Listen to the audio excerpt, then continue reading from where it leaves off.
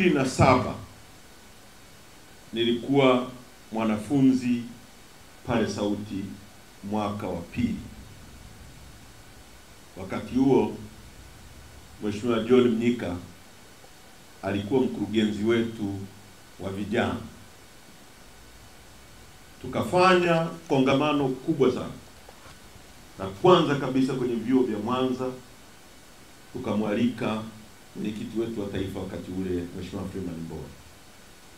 Na wakaja pale na marehemu Chacha Wangwe, alikuwa mbunge wetu wa Tarime. Akaja Mheshimiwa John Mnyika, mkurugenzi wa vijana. Akaja bwana mmoja alikuwa anaitwa Danda Juju Martin, alikuwa anatoka makao makuu ya chama.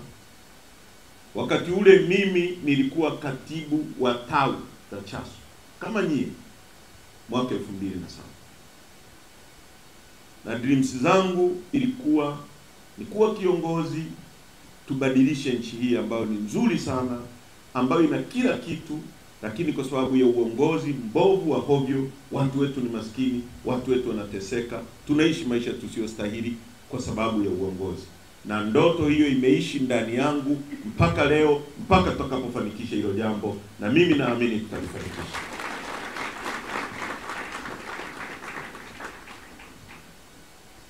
Vijana katika nchi hii wa umri wa miaka 15 mpaka 35 wako milioni 21.3, asilimia 34 ya watu wote wa nchi.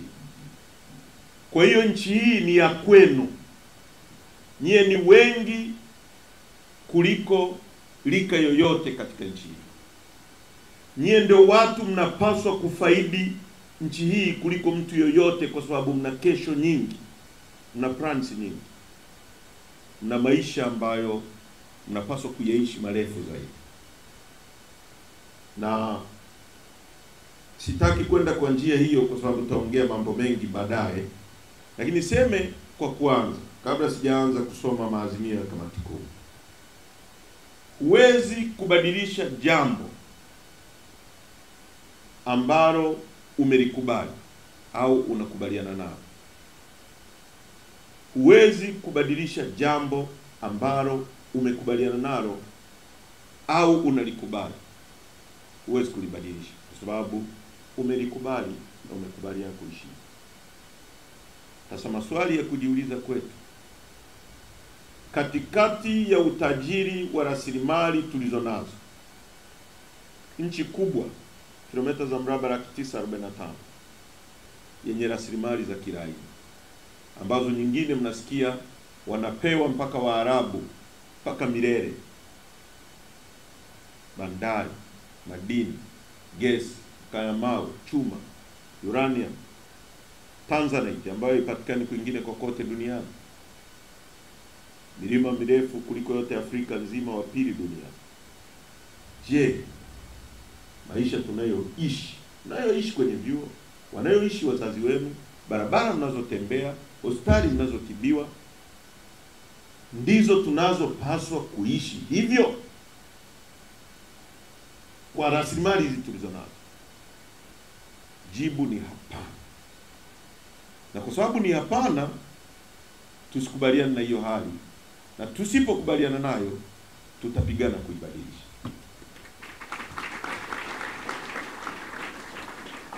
Kamati kuu yetu ya chama imekutana kwa siku 2 mfululizo, na haya ni maazimio ya kamati kuu ambayo tayasoma mbele yenu.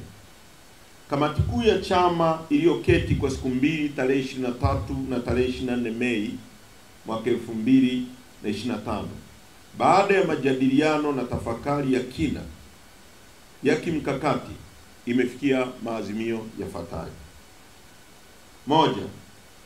Kamati kuu imepokea barua ya msajili wa vyama vya siasa iliyoandikwa kwa katibu mkuu wa chama chetu na kutafakari kwa kina.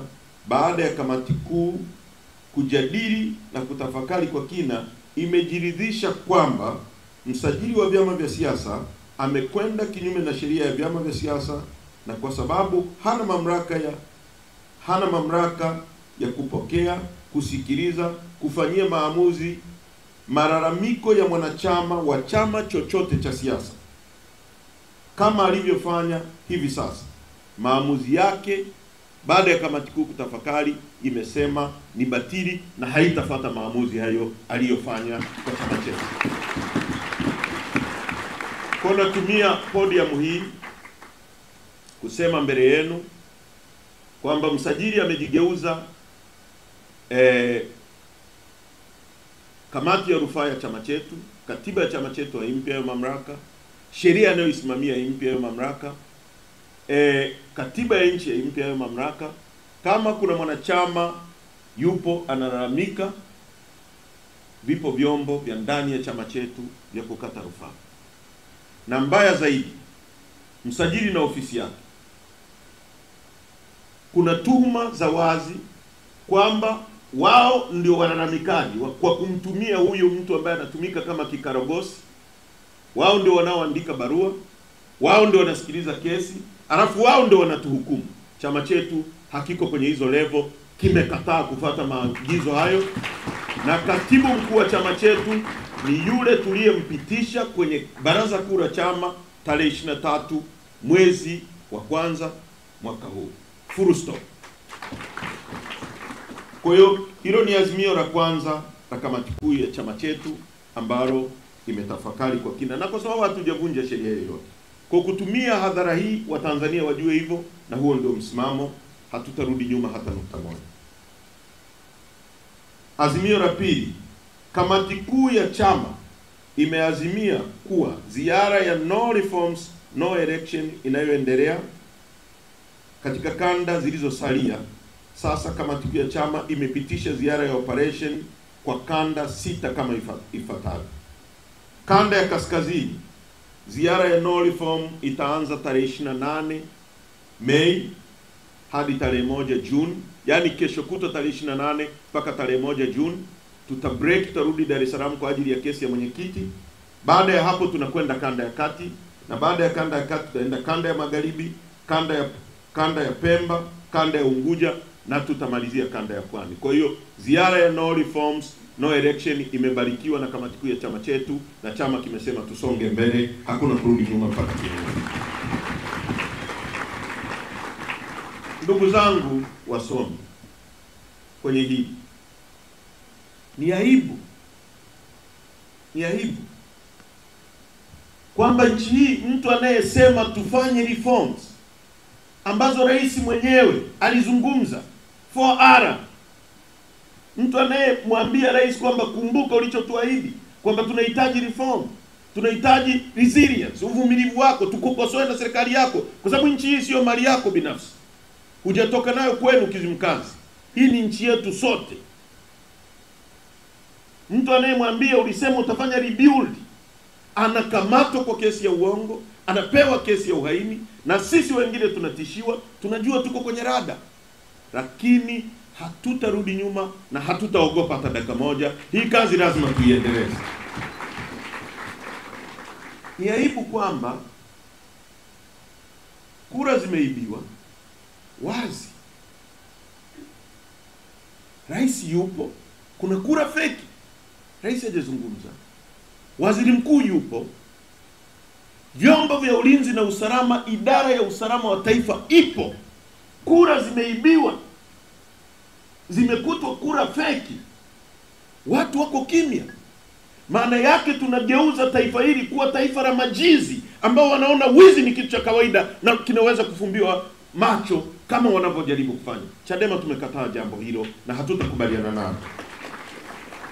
Kwa tutaendeleza ziara ya no reforms no election, na hakutakuwa na uchaguzi nchini. Na nataka niwahakikishie, bila Chadema kuwa kwenye ballot ya nchi hii, hakuna uchaguzi utakaofanyika. Nobody will turn up to go and vote. Huo ni ukweli wa kawaida kabisa. Hakuna mtu ataenda kupiga kura. Ndio maana unatafuta vikaragosi fulani wanawahonga watu wengine ambao Akwilina alikufa hapa akiwapigania wao wabunge. Wamesahau damu ya Akwilina. Wamekubali kuramba matapishi ya yule aliyetudhulumu, akatupiga risasi, wengine tuliponea risasi, tukafungwa jela kwa sababu tukiwapigania wao wabunge. Leo wameingia kwenye kitanda na wamejifunika shuka moja na mtu aliyedhulumu uhai wa Akwilina, mtu aliyeua watu wakati wakimpigania yeye awe mbunge, na anataka kutuaminisha kwamba huo mfumo unawezekana, mfumo ambao haukuwezekana akigombea mpaka Akwilina